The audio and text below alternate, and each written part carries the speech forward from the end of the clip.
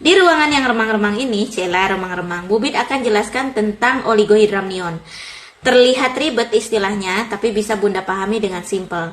Ini berhubungan dengan kehamilan, khusus ibu hamil wajib simak ya. Oligohidramnion adalah kondisi di mana air ketuban berkurang. Bisa sedikit, bisa banyak, atau sampai ekstrim. Yang tentunya jangan sampai ini terjadi karena air ketuban ini mempengaruhi perkembangan janinmu di dalam kandungan. Air ketuban bermanfaat untuk membantu bayi bergerak bebas, lalu menjaga suhu stabil, dan juga menghindarkan bayi atau menjaga bayi dari benturan di luar rahim.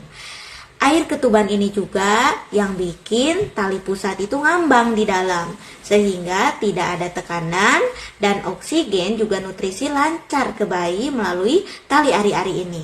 Lalu penyebabnya apa Bu Bidan? Kok bisa sih terjadi yang namanya oligohidramnion? Yang pertama, adanya kebocoran di selaput ketuban.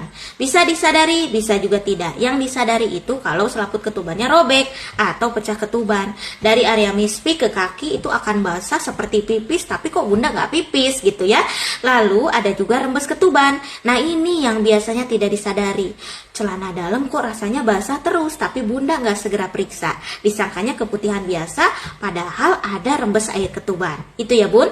Lalu yang kedua itu ada masalah di ari-ari atau plasenta, sehingga suplai darah dan nutrisi ke bayi tidak maksimal. Jangan salah, air ketuban ini ada juga dari hasil air kencing bayi, sehingga kalau ada masalah di ari-ari, otomatis air kencing bayinya juga akan berkurang di dalam kandungan ya.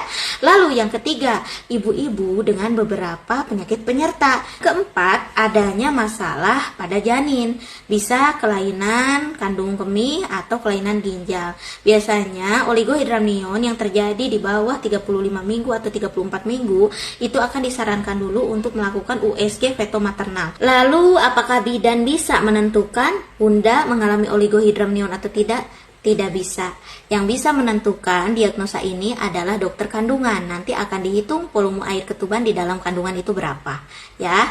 Nah, untuk bunda-bunda tidak perlu khawatir. Oligohidramnion ini bisa dicegah dengan tidak kurang minum, yaitu ibu hamil diharapkan bisa minum di atas 2 liter ya Bun ya. Lalu yang kedua, Bunda harus melakukan pemeriksaan yang rajin. Jadi jangan ke bidan terus aja, harus ada USG-nya ya. Lalu yang ketiga, istirahat yang cukup dan hindari stres. Juga kalau ada keluhan segera datang ke bidan atau ke dokter kandungan. Sehat selalu.